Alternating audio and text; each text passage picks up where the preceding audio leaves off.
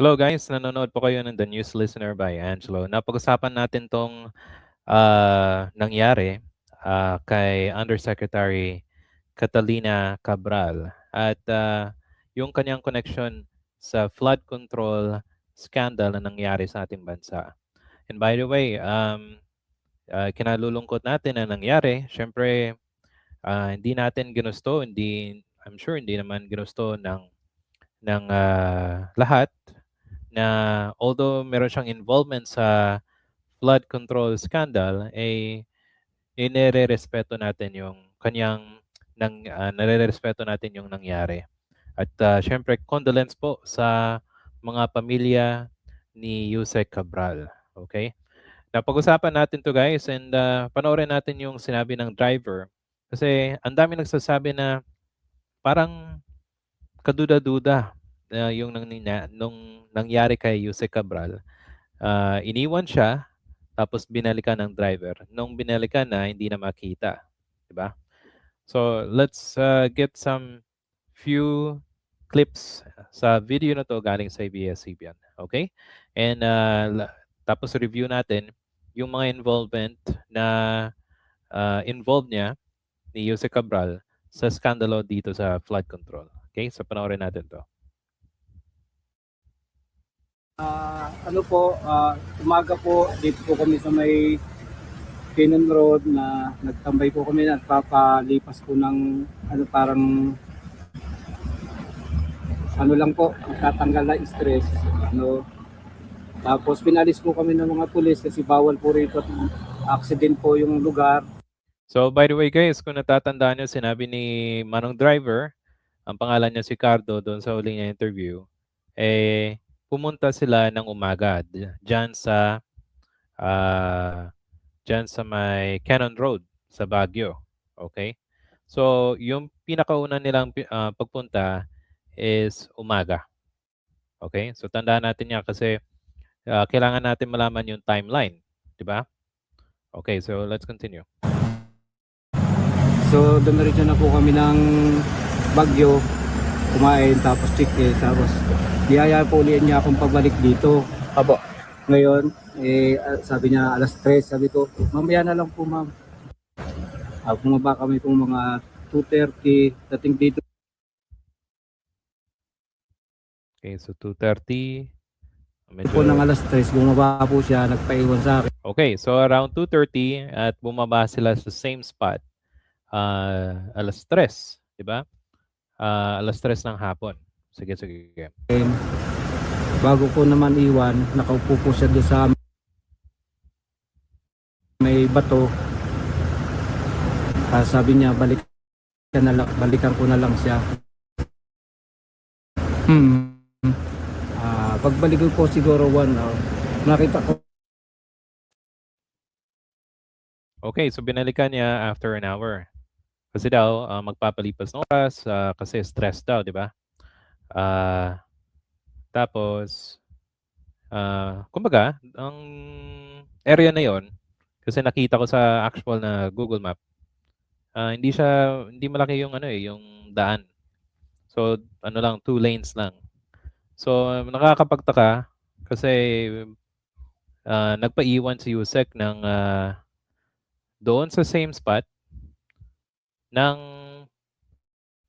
mahigit 1 oras bago bumalik si driver. Sa pwesto niya. Ngayon, sinilip ko yung baba, hindi ko naman po makita. Natatakot din po ako, baka mahulog ako. So, tuwikot po ako, nagtanong po ako sa mga tao dito na kung walang nakitang dumaan na babae, wala nang daw po. Tapos bumalik tuloy ako para silipin. Hanggang wala po. Okay, umakyat po ako ng sa may Baguio uli. Dito kuya. Sa hotel. Kuya, dito tingin ba yan? Sa hotel, pinunta namin yung check-in-in na tinanong ko yung receptionist, si Cannon Road, para hanapin. Kaya lang, gabi na po, hindi ko na masyadong makikita yung hindi ko kabisado yung daan. So, alas 3, imagine na, alas 3 ng hapon, iniwan niya, Tapos bumalik siya ng mga gabi. Hindi niya sinabi kung anong oras yung gabi. Basta sa gabi, siyempre madilim na, bumalik siya pero hindi niya pa rin makita. So imagine yung timeline, yung oras na iniwan niya kasi siyempre driver siya, sumusunod lang siya ng ano, ng, utos, 'di ba? Pero siyempre imaginin mo yung time na yon, gabi, siyempre hapon tapos gabi, hindi naman siguro inaakala ng mga taong nagda-drive doon sa lugar, ay yun ang mangyayari, 'di ba? Sige, continue natin.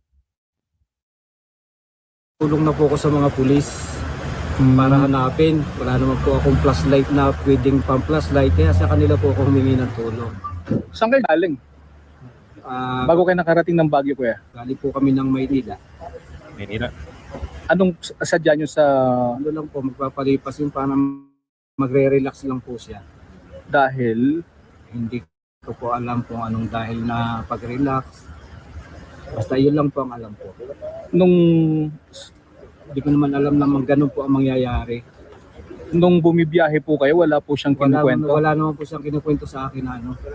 Kung meron siyang problema, wala naman po kinukwento sa akin. Basta yun lang po. Pag upo niya, matutulog. At sabi ko lang, tulog po kayo dyan, pahinga. Yun lang po, wala nang iba. Wala siyang imik? Naimik nga po, yung sabi niya, saan tayo kakain? Sabi, ako na ba? Sabi ko, hindi po ma'am, ikaw lang bahala kung saan tayo kakain. Yun lang po, wala na po iba. Anong mood niya during that time? Malungkot? O Yung sa kanya naman, sabi, okay naman po yung aura niya.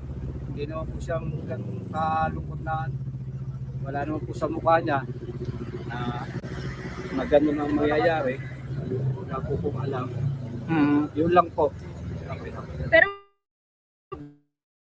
bago mo siya iwan dito, kuya, may mga sinasabi ba siya? Wala na po siyang pagbaba niya lang. Ang sabi lang sa akin, balikan mo ako. Yun lang po, wala na. Nakailang beses po kayong balik, kuya, no? Pumunta kayo dun sa hotel, tapos balik. Balik dalawa lang po. Umaga at saka nung hapon. Bakit pinili mong balik-balikan? Nararamdaman mo ba na andito? O Hindi po, siya po ang gustong bumalik dyan. Na sabi niya, gusto ko doon. Siyempre ako naman po, driver lang ako sumunod sa kanya para Yeah. pag-drive siya papunta rito. wala kang hinala na meron siyang Wala kakaibang naman po gagawin? akong hinala na Or kutob? gagawin niya yun. Kung alam ko lang po, hindi na ako kami bababa rito, doon na kami sa hotel. Magpipermis. nung unang balik mo, kuya, ba't mo sinilip? Naramdaman mo ba na baka tatalon o baka may Kasi ginawa? sinilip ko, baka mamaya po nahulog, kaya sinilip ko. Wala naman po ako nakita, kaya umalis na ulit ako para magtanong. Kuya, ba't hindi mo siya pinigilan?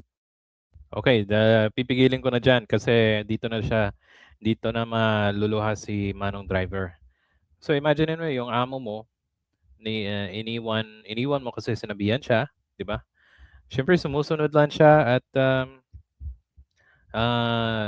siyempre napakabigat sa kalooban ng tao kung yan ang mangyayari. Ang daming nagsasabi na merong kinalaman tong si Manong driver. Siyempre, person of interest siya sa ganitong kaso, di ba? At hindi naman natin maalis yung lahat ng mga pagdududa kasi ang daming, imagine niyo, hapon niya iniwan, pagbalik niya ng gabi, more than an hour, bumalik-balik pa siya, hindi niya na makakita tapos doon pala sa ibaba, di ba? So, nakakapagtaka kasi hindi mo alam ang nangyari doon ng time na yon na wala yung tao. At meron akong nakita na nag-selfie pa si Manong. I think bago siya umalis. Nakangiti siya pero si Yusek doon sa likod niya nakaupo lang. So, parang merong parang signal 'yon eh. Sa tingin ko, parang signal 'yon na nandoon sila at si Yusek hindi naman nakita ko anong sabi niya hindi niya hinala na merong masama siya ng loob o stress na stress si Yusek. Parang ano lang, normal. Kumbaga para sa kanya.